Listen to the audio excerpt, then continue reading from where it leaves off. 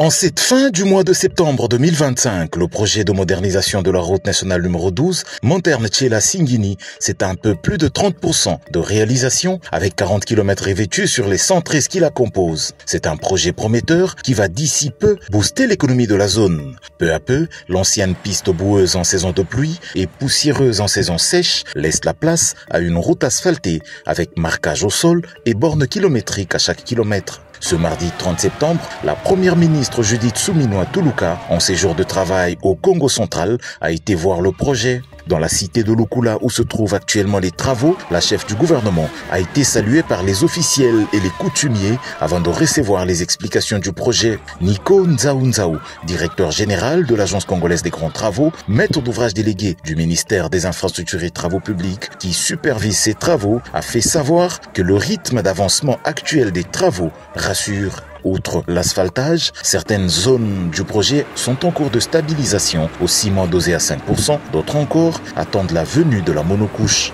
Monsieur Panglong, directeur général de Cisco SA, a pour sa part renseigné que les inquiétudes liées au financement de ce projet ayant été levées, la question de phasage des travaux a été élaguée et le chantier ne s'arrêtera pas avant d'atteindre Singini.